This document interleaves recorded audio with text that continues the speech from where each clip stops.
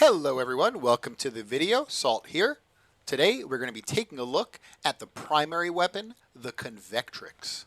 Now, in this weapon series, I take a weapon, I build it out, and I test that weapon on its own merits, meaning I don't mix it with any kind of external factors that would increase weapon performance. That would be things like Warframe abilities, pets putting statuses on enemies, things like that. I just test the weapon built out by itself, and I let the viewer make their own intelligent conclusions about adding those things. So let us get into the Convectrix here. So the Convectrix is a primary assault rifle fax machine looking weapon that shoots lasers that's actually considered a shotgun. A little bit weird there. The build for it is this here. So let's talk about interesting things about the Convectrix. So it has two firing modes. It has a regular and an alt fire. They're actually pretty much the same as far as stats go, except for attack speed, weirdly. At least that's from what the wiki says. The alt fire is slightly faster than the primary fire. So the primary fire, it's going to have two beams. And the primary fire, those two beams are going to start wide, and they'll converge to the middle, and they'll stay at the middle. So it's more of like, a basic laser rifle. You just have to wait a little bit for those beams to converge. The alternate fire has those beams oscillating. They're going to be like an oscillating fan just going back and forth. They're going to start in the middle, and then they're going to go wide, and they're going to come back to the middle, then they're going to go wide, and they're going to come back in the middle, and they're going to keep doing that over and over again. I don't like the alternate fire because sometimes when you're trying to shoot a target that's right in front of your face, the beams are like to your left and right, and they're not actually in the front of you. So I don't really like the alternate fire. Technically, the alternate fire is a little bit faster than the primary fire, again, as far as the wiki says. But I'm going to use the primary fire because I actually like to do damage to the target I am looking at. So other interesting things about the Convectrix is that it's going to start with two multi-shot. It says 4.2 here, but that's because of galvanized hell. But it's going to start with two multi-shot, which is a little bit more than average, so that's great. It has a very high status chance, has a pretty crappy crit chance. It's not like unusable. It's usable, but it is crappy. It's 16 base. It has a above average crit multiplier, though, so you still can get a little bit of value out of crit chance with this weapon because of that above average crit multiplier. It has a very heavy slash weighting, so you're going to get way more slashes than you do puncture and impact. And that's about it for the Convectrix there. Unique trait is just talking about how the alternate fire and the primary fire, one converges to the center and stays there, and the other one oscillates back and forth. So, okay, mods are going to be Galvanized Hell for multi-shot, Galvanized Savvy for status chance, and on kill, we're going to get more direct damage per unique status type affecting the target. Sweeping Serration is going to increase our slash weighting. So this weapon is very heavy slash. You probably wouldn't need Sweeping Serration normally, but because we're putting viral on the weapon, our viral weighting without sweeping slash is actually much higher than regular slash. And so to get slash higher than viral, you're going to have to put sweeping serration on. You could use this without sweeping serration, but a lot of your damage on the Convectrix is slash. And the reason for that is the Convectrix has an extremely low base damage. Its base damage, I don't have the wiki pulled up here, but I'm pretty sure it said it's the lowest of all the shotguns. So it's a very low base damage. So most of your damage is from slash, and that's why it's important to make the most of your slash. Okay. Next, we're going to have Efficient Beams, which is a Convectrix-specific augment. This is going to give you 150% status chance. And we're going to be producing... There's two ways you could produce slashes. You could produce slashes in a forced way by forcing slash procs. And when you force slash procs, it doesn't matter what your status chance is because your crits are gonna give your slash procs, and that would be like using hunter munitions. Well, we're not going to use hunter munitions on this weapon because this weapon has a good natural slash value here, which is the other way, natural, and it has a good status chance to produce those natural slashes. So efficient beams, by giving us that 150 status chance, and then galvanized savvy is another 80 status chance, and then we have these two down here. I'm going to skip ahead a little bit here. We have these two down here, which are another 60% status chance each. That's giving us more and more slashes. So that's how you produce natural slash procs. So that's why the 150 status chance on efficient beams is amazing. It also has the little extra effect where you only consume ammo when you deal damage, which is nice, but not super necessary. But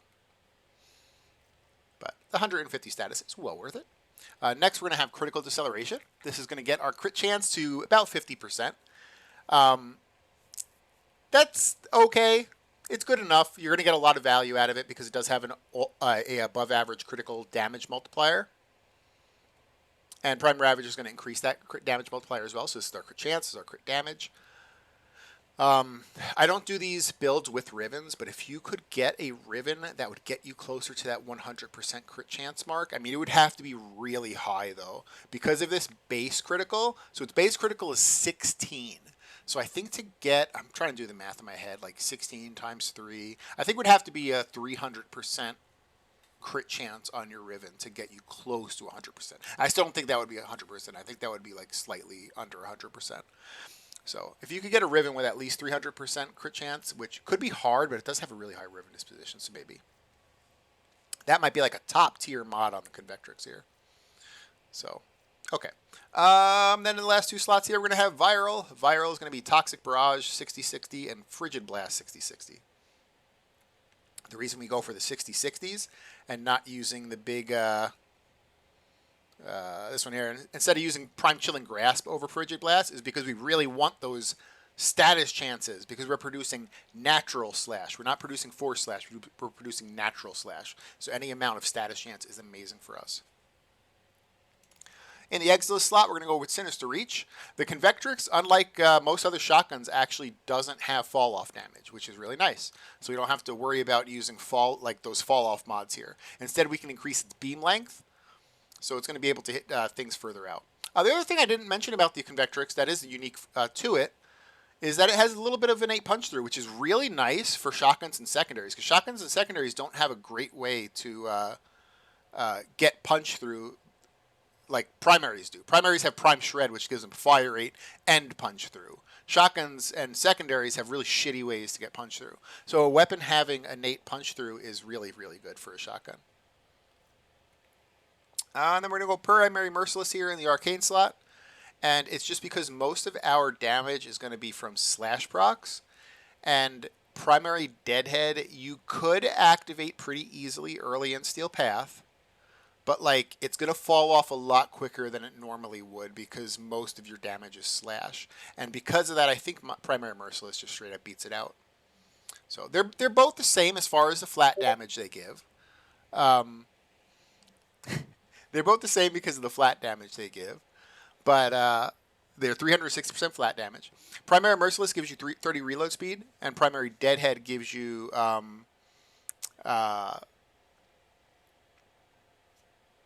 negative weapon recoil, sorry. Negative weapon recoil, which you don't need on the Convectrix, and it gives you plus headshot multiplier, which is cool, but again, it's going to be way easier to activate Merciless. That's why we're keeping Merciless there. So that's pretty much it for the Convectrix. That's the build for it. For Whispers content, you could switch Viral into Corrosive, and it would be stronger. But I feel like this weapon would still be pretty shitty on Whispers, just because it's very, very slash focused. Like it's very slash focused. Enemies on Whispers are resistant to slash. You know, we'll see. We'll see in the gameplay how well it does on just regular content, and then we can kind of make our judgment there. So because I don't mix this with anything, I'm going to be using this a Big Dumb Anaros with no Archon Shards that increase weapon performance. No mods or arcanes on the Anaros that increase weapon performance, and with a pet with no sentinel weapon, and no mods on the pet that increase weapon performance. Alright, let me stop running my mouth here, and we'll get into our 10-minute Steel Path, whatever it's called, Taviuni. Bam. Coup Survival, there we go.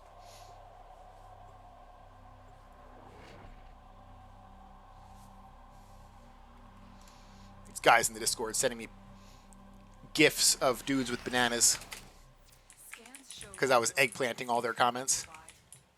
Okay, so before I start this, I want to show the alt fire and the primary fire off. So when you primary fire, it's going to start wide and then go in the middle. You see how it goes in the middle? And now it stays in the middle. And if I stop shooting, I have to do it again and go, and then it goes back into the middle. Now when you alternate fire, it's going to start oscillating like it's a fan. It's going to go start in the middle, it's going to go wide, then it's going to go back center, then it's going to go wide, then it's going to go back center, and it actually just keeps oscillating like that. So you could shoot it that way. I just don't personally like shooting it that way. Alrighty. So once in a while, you're going to see me press my 3 button. That just gives me armor and status immunity, and that's the only button I will be pressing. Let's get this bad boy started. The Convectrix is a weapon that I have sat on for a long time without building out. Someone suggested that I build it out, and so I did. I wanted to give it a shot and see how it was.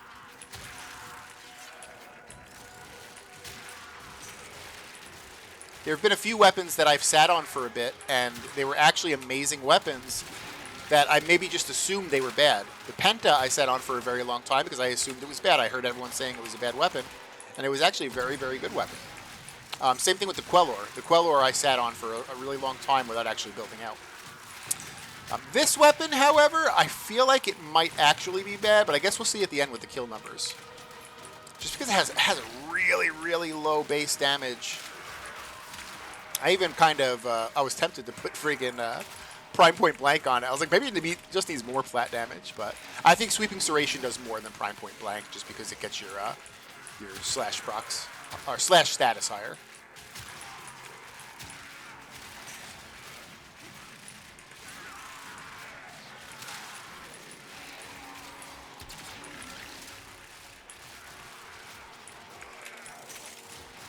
Crit chance is going to be probably... Crit chance or multi-shot would be the top tier element. They're both like really, really close to being a top tier. They might be about equal. Crit chance, especially if you can get close to that 100% mark. You would need to have about 300% crit chance on your Riven. Which again, I don't know if that's achievable with a 5 Dispo Riven. Maybe it is. I can't remember like how high they go. Let me know in the comments if you know. Or maybe you have a Riven that does have crit chance on here. And you could tell me what they go up to. But yeah, Riven with a 300 crit chance would be really, really good. It would make the weapon a lot stronger because, like all these the white numbers you see here are not getting crit damage taken into effect. And this weapon has above average crit damage. This weapon actually produces pretty good crit damage. It just needs crits to produce it. Unfortunately, without a Riven, we're only at that 50% mark. I mean, there's Laser Sight, but Laser Sight only gives us 20%, or it might even be less. It might be like 19%. So it's not really a good mod. Sweeping Serration is better than Laser Sight. Yeah, multi-shot's top tier Riven element. Crit chance, multi-shot. And, I mean, you notice there was no fire rate on the weapon either in our build, so maybe fire rate. Maybe like, or you know what, crit damage too, shit. Like, it's got an okay enough fire rate. Maybe it doesn't need fire rate. It wouldn't be bad to have on your Riven, though, but I guess the God roll would probably be crit chance, crit damage, and multi-shot. So a basic, basic God roll stats. You know, nothing different, I guess, for this weapon. Although fire rate would be pretty damn good, too.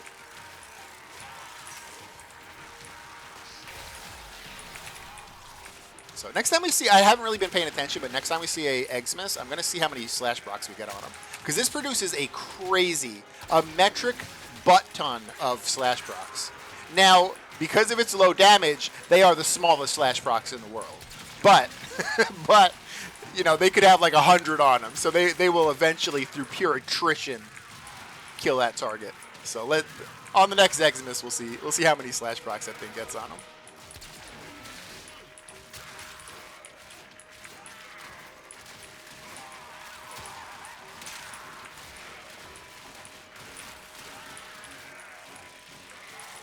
Because on regular enemies, like on regular Lancers, they're getting like 50 to 70 slash procs before they die.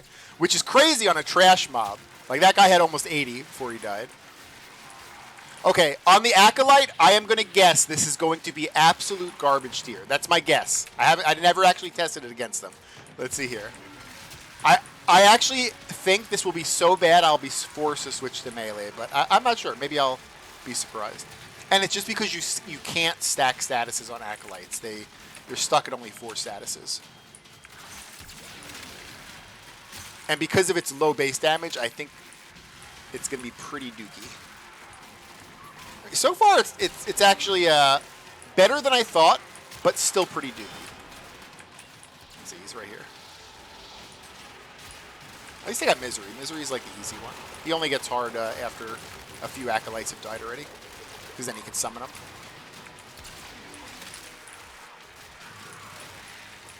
I like to try to shoot through the crowd at the Acolyte. That way I'm still getting trash kills to activate arcades. I think he's behind me. I think that's Scuba Guardian up there. Oh no, is that him? No, it isn't.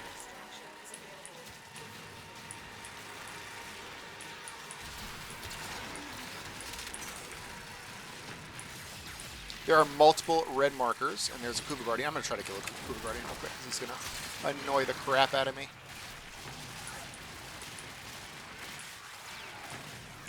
I'm standing in a leech pool, which is not a good thing.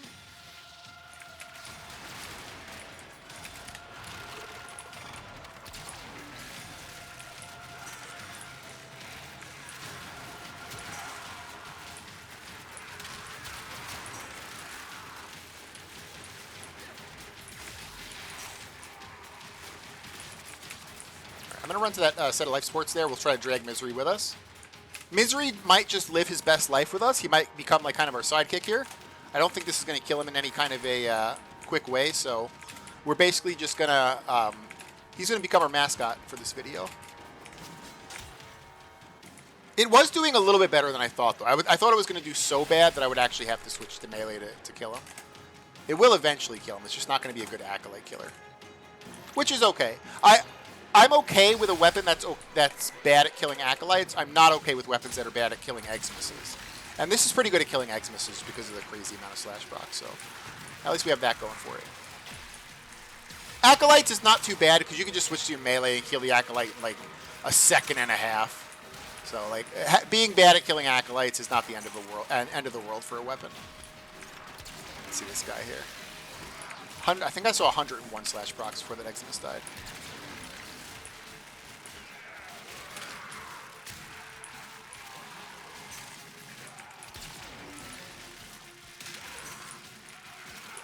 I think Misery is still back in that room that we left him. I thought he was going to follow us in here.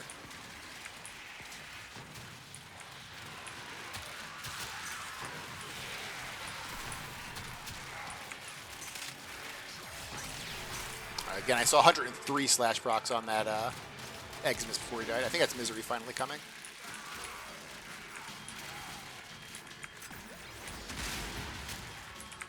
Yeah, pretty bad, It's okay.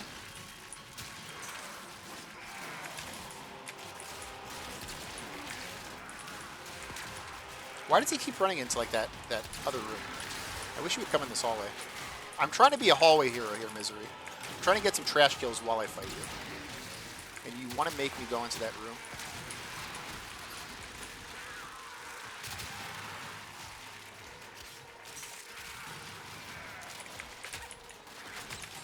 Might have to activate oscillating fan mode. Here we go. No, I definitely don't like that firing mode.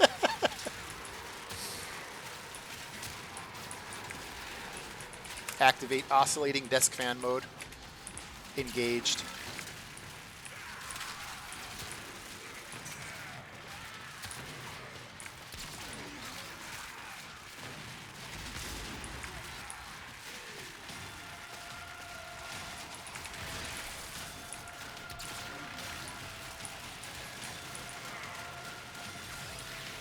So 230 slash stacks on that Xmas before he died.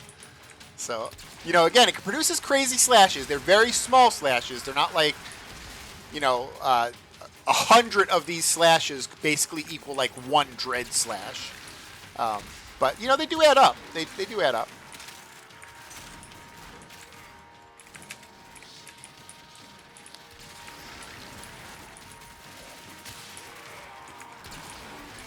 Oh, you're not the Acolyte. You're an Exodus. I was like, there's a red mark down there. I think he's still in the hallway there. That's his red mark. Yeah, it is. Don't worry, Misery. We're going to put you out of your misery here soon. We're going to put you out of your misery here. This poor guy's got...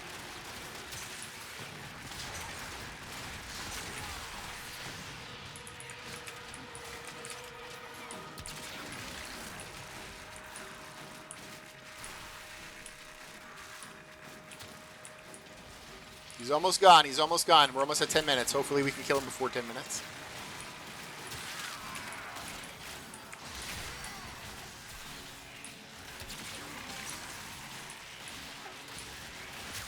He's one of these red markers. I think he's the one in the back there. Yep, we got him. We got him, boys. With 7 seconds left, too. Awesome. All right, we're at 10 minutes. Let's see, in 10 minutes, we got 561 kills, which would make this weapon appear above average. It does have the really bad issue of not being able to deal with the Acolyte, which it's bad. You know, that's not a good thing, not being able to deal with an Acolyte, but I am more okay with it not being able to deal with the Acolyte than I am with, like, Eximuses. And it can deal pretty easily with Eximuses because of the crazy slash procs. So let us try to find the way home. I think it's this way. Yep. And then we'll do our next little review on Lua Circulus.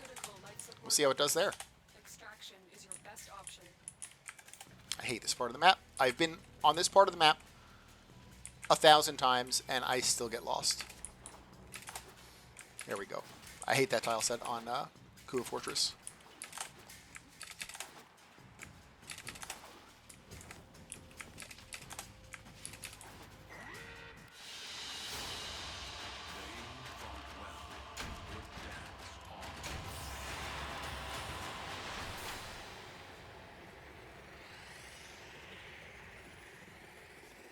So above average numbers in kills, but it was definitely more of a trash killer. So it surprised me there. I thought it was going to do kind of average, but it at least did a little bit above average. Let's slam out that Lua real quick, 10 minutes there, and then that'll be it for the Convectrix. We'll get a good view on how it works. How it does in all different types of content. So Lua Conjunction is going to make me fight mixed enemies, so they won't all be Grineer. It's going to make me fight Thraxes, which are kind of like big, fat Super Eximuses. And it's going to... what's the third thing? Oh, yeah. It's enemies are a little bit higher. They're 180 to 200, which is a little bit higher levels. They start you with no conditionals with these two Dragmasters, so they're like little mini-bosses. I hate these guys. Okay. So once in a while, you're going to see me press my 3 button. This is just going to give me armor and status immunity. And that is the only thing I will be pressing. Let's get this party started.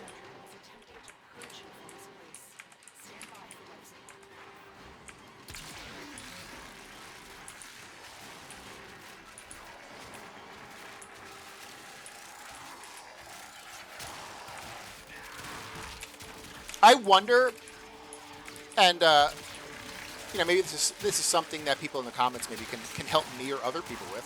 I wonder if the Convectrix combos well with certain Warframes. You know, is it just an average or above average weapon, or does it combo well with a Warframe and maybe it becomes really, really well, really good? Because I've heard people talk about the Convectrix before. I can't remember exactly what they were talking about with it, like if it would maybe comboed with a different frame. The frames that I play and that I have built out, it does not combo with them. It's not it wouldn't be a very good weapon with them. But maybe it does combo really well on a certain Warframe.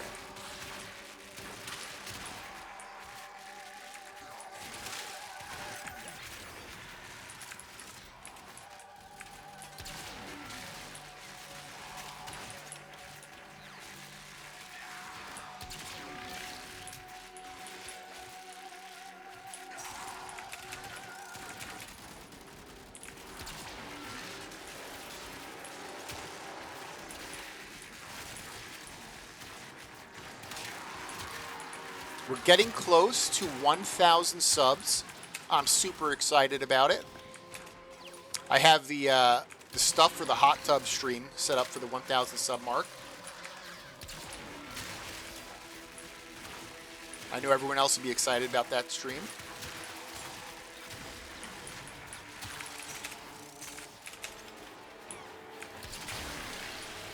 So we've been steadily going there. I'm actually really surprised.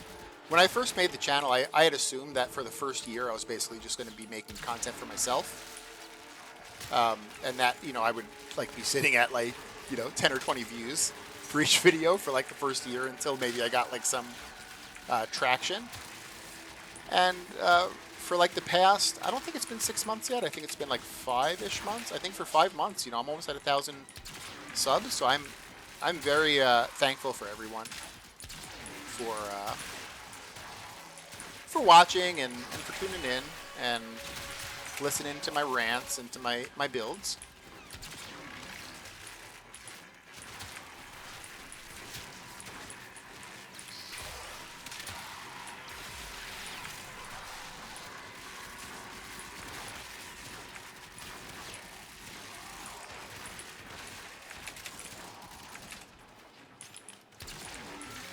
Alright, we're at 25 life support. I'm probably going to hit 1 or 2 of them. Well, probably 2 of them. This guy, I'm going to hit the guy, I think it's to the left here. It's behind a door.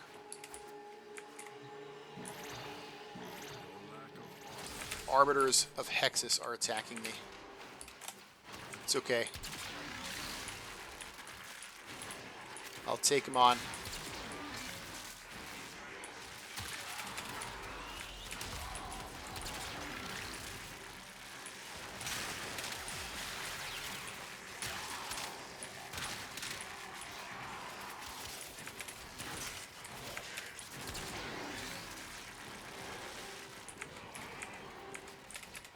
Oh, they spawned somewhere. I think they might have spawned downstairs. That's okay. They'll slowly make their way up here.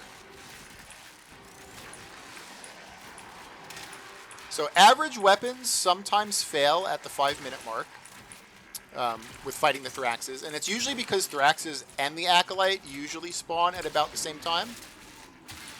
And sometimes for average weapons, it's kind of hard to deal with all of them, and you'll run out of life support. So we'll see how this does. This was above average in Kuva Survival, and I think it's going to do well against the Thrax. Against the Acolyte, not so much. I don't think it's going to do very well. But against the Thraxes, I think it's going to do quite well. So I'm going to hit this life support over here real quick before we have to fight Thraxes in 30 seconds, just so we can be a little bit more topped off. I might also make my way to the next set of life supports. Maybe. I don't want to move from the pack of enemies too much, actually, because we can get small life supports from them at least. And they take a very long time to like respawn in a new area, or to move to a new area, I should say.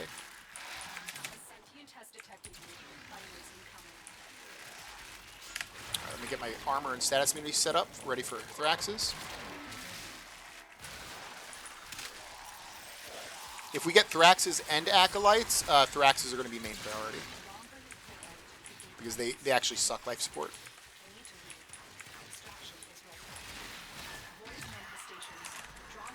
Pretty damn good against the Thrax. Why can't I get back into my... Okay, there we go. Like, why can't I get back into my Warframe? It's like pressing my transfers button over and over. Oh yeah, pretty damn good against Thraxes. Like, really, really good, actually. Like, what is going on here? I'm like, looking to see if violence is out because, like, my transference button's not working. I don't know what was going on. Alright, I'm going to head to this life support. I'm going to hit it. Let's see if we can stabilize before the Acolyte comes out. Looks like we're going to get a late Acolyte, which is fine.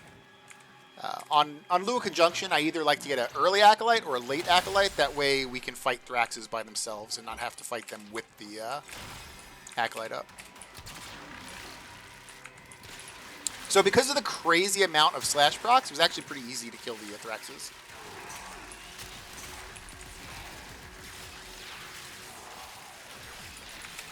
If the Acolyte could stack elements past 4, this would also probably be good against the Acolyte, but he can't, so that's why it's kind of dookie tier against the Acolyte.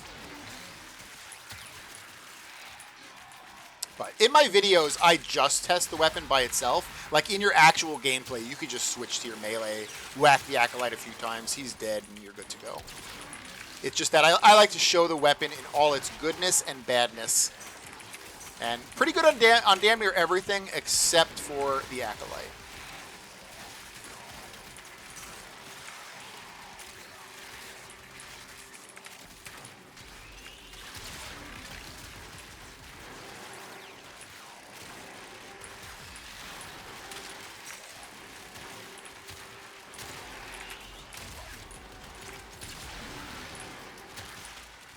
And we must be getting a really late Acolyte. I think the spawns can be 3 to 8 minutes. Like, he can come as early as 3 and I think as late as 8. But I have had runs where he's just never even spawned. So maybe this like will be a weird run like that. Or maybe they changed like the maximum. Maybe it's like past 8 or something now. Or maybe it was always past 8 and I just have 8 in my head for some reason.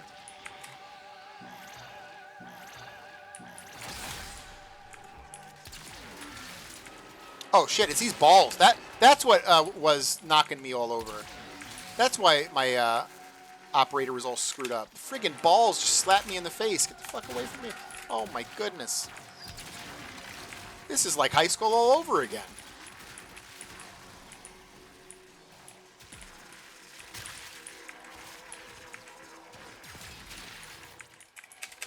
Oh, we got Malice coming. Malice is the hardest Acolyte. He puts Mag's Bubble on you, so he'll try to make you down yourself.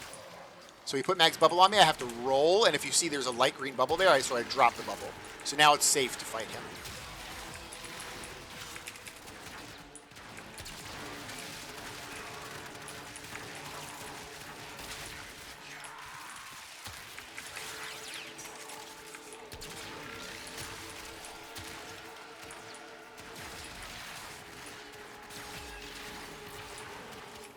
I thought Steel Meridian was the one that sent balls to attack you, not Arbiters. I thought Arbiters sent Eximuses.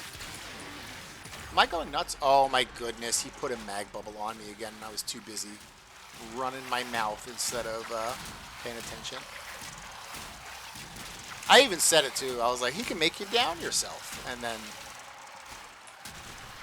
awareness level -10. Okay, so you know, that's a way to deal with the Acolyte with the Convectrix. You just let him kill you, and then he'll go away. That's probably the meta way on the Convectrix to deal with the Acolyte. So, you know, I regret nothing. I regret nothing. It's actually the appropriate meta way to use the Convectrix.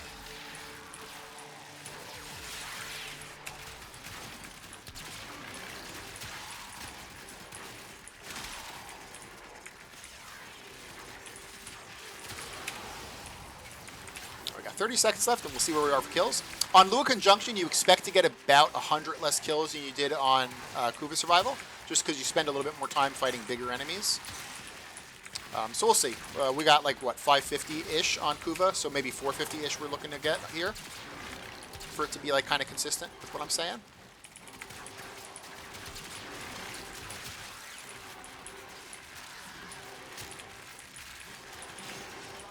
All right, so 347, so definitely not as consistent. So a little bit less on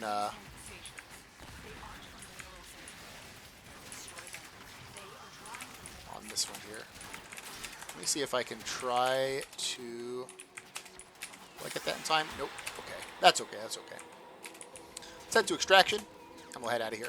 So yeah, 350 on here. We got 550 on the Kuva Survival. So that's above average on Kuva Survival. And, I mean, technically average, like what I consider average is 350 to 450. So this would technically be below average, like on the very, very high end of below average. Or on the very, very low end of average at best.